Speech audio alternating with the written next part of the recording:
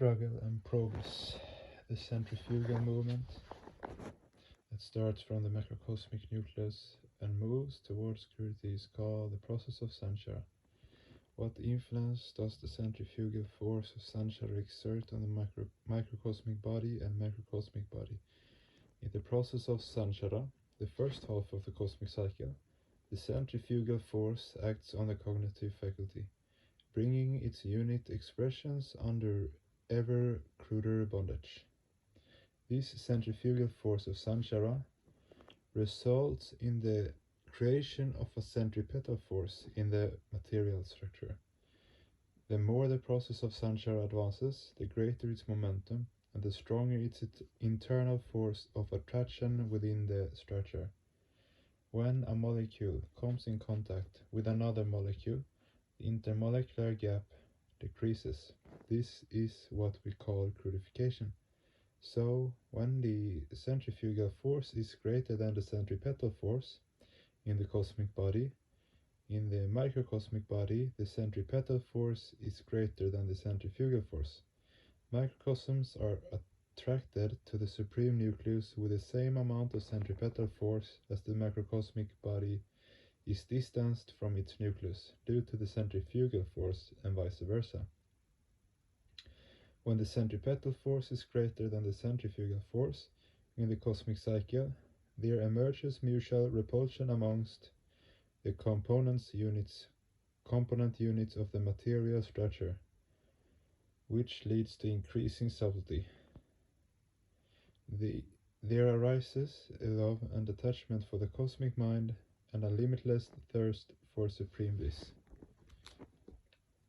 In this stage, the microcosm is subjected to the centrifugal force, which causes atoms and molecules to be mutually repelled. The strength of the force with which atoms are repelled from each other is the same as the strength of the force with which they are attracted to the macrocosm. When the centrifugal force of the cosmic cycle in sanchara remains dominant, one particle comes in closer contact with another particle. Their relative distance decreases. This decrease in the intermolecular and interatomic gaps causes physical objects to be further crudified. In this process of gradual crudification, a stage comes when the cosmic mind can hardly be called mind, but having come within the scope of sense perception should be called bhuta, or fundamental factor. The fundamental factor which first comes into being is akasha, or ethereal factor. The crudest stage of the cosmic mind and the subtle stage of the ethereal factor are virtually indistinguishable. The ethereal factor is also changeable, having variations in its degree of subtlety and crudity. Just as the subtle stage of the ethereal factor is no different from the crudest stage of the macrocosmic mind, similarly, the crudest stage of the ethereal factor is nothing but the subtlest stage of the subsequent aerial factor. It is due to the decrease in the gaps between particles that the ethereal factor at a certain stage comes to be known as the aerial factor. With the decrease in intermolecular gaps, there is a simultaneous increase in internal friction. If the strength of the centrifugal force of the cosmic cycle is less than the centrifugal force that first emanated from the macrocosmic nucleus, the centrifugal force generated within the material structure remains less than the centripetal force. As a result, in spite of the internal centrifugal force within the material structure, the internal force remains dominant. It is for this reason that the internal force within the fundamental factors remains dominant during the process of sanchara. When the centrifugal force exerts all its power in the process of gradual crudification, there is a simultaneous increase in the internal friction or centripetal force within the material structure. A stage comes when the centripetal and centrifugal forces are evenly balanced. That is the nether point of crudification. From the aerial factor evolves the luminous factor. From the luminous factor evolves the liquid factor, and from the liquid factor evolves the solid factor.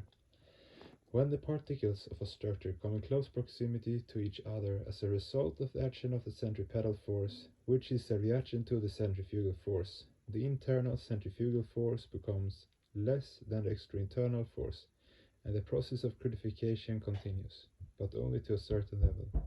A stage comes when the centrifugal and centripetal forces becomes evenly balanced. As soon as that stage is reached, the macrocosmic centripetal force increases. This results in a decrease in the intensity of the centripetal force within the material structure, giving scope for greater internal friction. This is the state of maximum crudification. With the increase in the degree of crudification of the fundamental factors, the clash within microcosmic structures gradually increases. To describe this clash, I have used the term samgharsha, friction, in the flow of sanchara. This increase in friction and the process of evolution of an object are inseparably linked. But in the stage of Purushottama, when Prakriti lies dormant and the process of evolution is unborn, there is no friction because the fundamental factors have not yet come into being. The factor in which the degree of friction becomes extreme is the solid factor.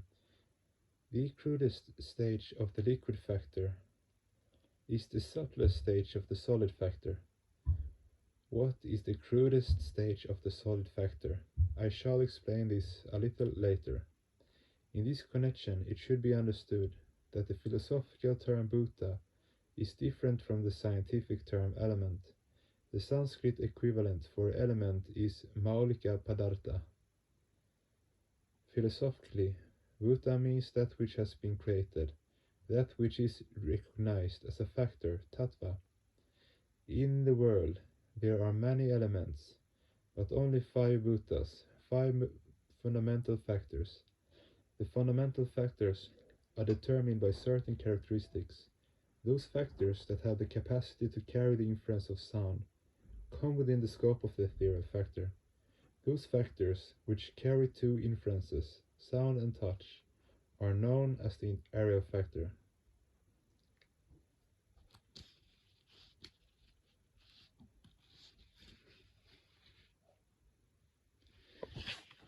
Which is not visible to the eye.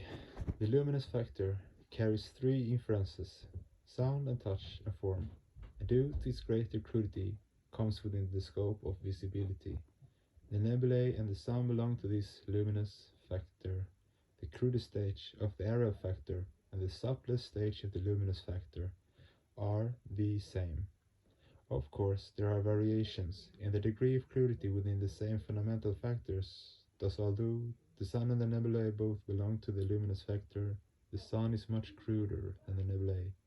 Let us return to our previous discussion about the crudest stage of the solid factor. Each factor is going through the process of gradual metamorphosis in the flow of sanchara, even though 2 molecules are uniform as far as the degree of crudification is concerned. Of all the fundamental factors, the solid factor is the most perceptible because it contains 5 inferences, and its degree of friction is the highest, what is the resultant of the extreme friction within the solid structure. The resultant is the gradual increase in the intermolecular gap. This increase is inspired by the force of the macrocosmic attraction, the sentient force which enhances the strength of the centrifugal force as a reaction within the material structure, causing the conversion of matter into mind. But the mind that first originates in the process of introversive movement is a very undeveloped stage of mind. Thus the direct resultant of the crudest solid is the crudest mind. This resultant is the first state of pratisanchara. Mind does not emerge from the solid factor under all circumstances. For the preservation and proper functioning of the unit mind, the solid factor, as well as the other 4 factors, have to be metamorphosed into the chemical compound we call the human body. For the preservation of this human body, food, drink, air, and light are necessary. It is not possible for the mind to evolve in an environment which does not have an adequate supply of these essential requirements. When the solid factor does not get the opportunity to be converted into mind, it is automatically further crudified in the process of sanchara. Instead of calling excessively crude matter the direct resultant of crudification of matter, it is better to call it the indirect resultant of the crudification of matter. Of course, this extremely crudified object is nothing but matter, and the direct effect of matter is mind. So when materialists observe the mind when materialists observe that mind comes out of matter, they are right. But remember, matter itself comes out of macrocosmic mind. Both are composed of the same stuff. Now, what is the function of this unit mind that evolves from solid matter? To meet the primary needs of the physical body, the fundamental factors have to bring about necessary changes in structural complexity, although the mind draws its sustenance from the original organic structure. Its function is also to preserve the organic structure.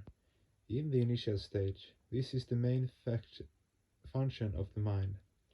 This primary stage of mind is called kamamaya kosha. Eating, procreating, and so on are the functions of the kamamaya kosha. The minds of undeveloped unicellular organisms are nothing more than kamamaya kosha. How do the higher koshas evolve out of the kamamaya kosha? The mutual conflict between the physical components of the body, which follows the law of sanchara, and the mind, which follows the law of pratisanchara, is called physical clash. That physical clash forms the subtler manomaya kosha, out of the stuff of the kamamaya kosha. But where mind cannot evolve from matter, matter undergoes further crudification and finally explodes in the process of yadaspota. Yadaspota causes the internal force of the material structure to be suddenly released. It generates tremendous heat in some portions of the universe. This is why I once said that the universe as a whole will never meet with thermal death. Physical clash leads to psychic progress, but is absolute psychic progress possible through physical clash alone? No, apart from physical clash, psychic clash, and attraction of the great are necessary. The mind that evolves from the solid factor as a result of physical clash gradually takes the form of manomaya kosha. From the initial stage of kamamaya kosha, if there is only physical clash, the koshas higher than manomaya kosha cannot be developed. Extreme physical clash can only mature or perfect the lower koshas. Human beings who live in hostile or uncongenial environments are far more dynamic than those who live in areas where the struggle for existence is minimal.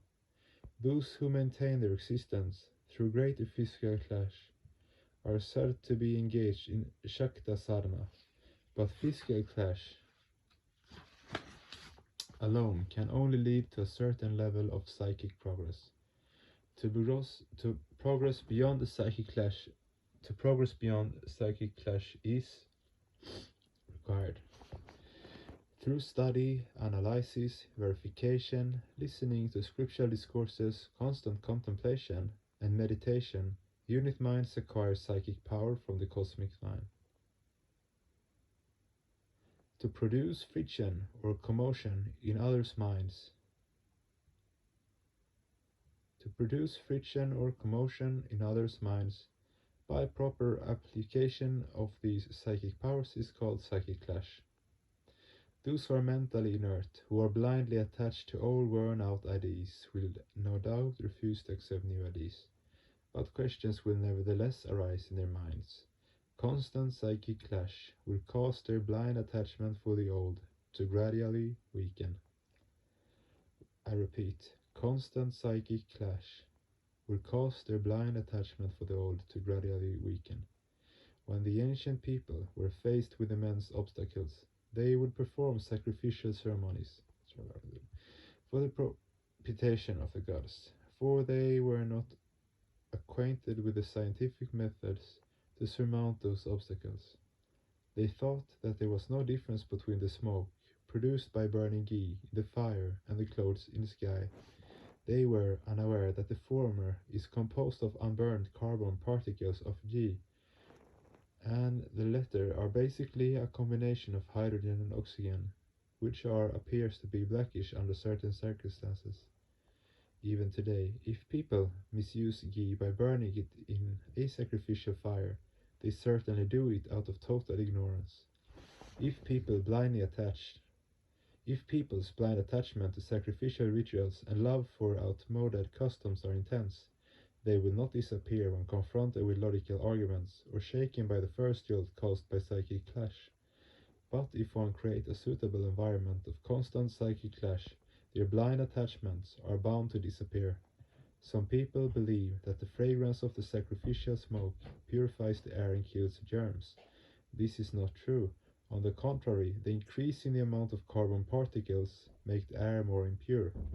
A highly pungent smell is much more effective in destroying germs. Thus, due to the impact of constant psychic clash, people eventually understand the defects of old systems and ideas. Through physical clash, the Kamamaya and Manomaya kosha can be developed, and through psychic clash, the higher koshas can be developed. Those who want to avoid the cultivation of knowledge hardly get any opportunity for psychic clash, and hence the higher koshas of his mind do not get any scope for development. It is through psychic clash that the psychic field gets properly tilled, therefore increasing its fertility. All living beings, evolving in the face of Pratisanchari, benefit from this psychic clash. Both physical clash and psychic clash accelerate psychic progress. The rat, which escapes from the trap, never makes the mistake of getting caught again.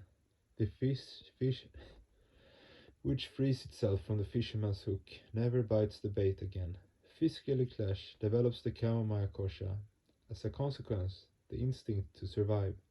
A city ox walks confidently along a busy street in Calcutta, but if a village ox were made to walk along the same road, it would become crazy.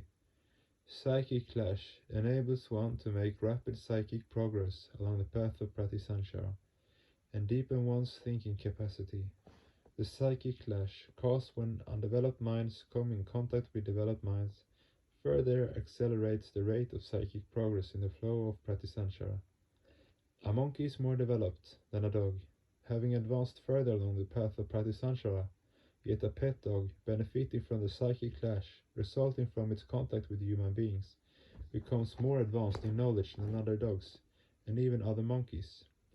A monkey trained by human beings is far more advanced intellectually than a wild monkey.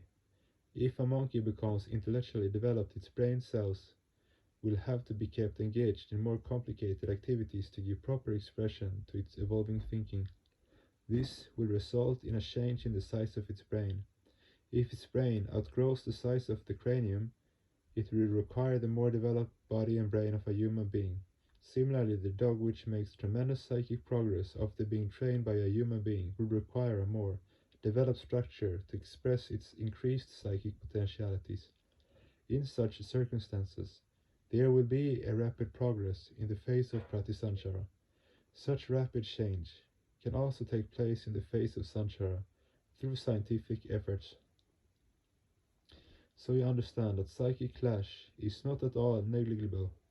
Rather, with the cultivation of knowledge, microcosms can make galloping progress along the path of Pratisanchara. One may conclude, theoretically, that the highly evolved monkey and the most backward human are almost similar. An underdeveloped human being will make rapid progress after coming in contact with more advanced human beings. The same applies to cows, horses, dogs, and monkeys. After coming in contact with evolved human beings, they get the scope to be reborn as human beings. Animals lack a brain developed enough to contain a greater intelligence, and thus do not have the capacity to perform spiritual practice. This is not to say that animals are not entitled to spiritual practice. On the contrary, had their bodies and brains been more developed, they would have certainly had the opportunity to perform spiritual practice.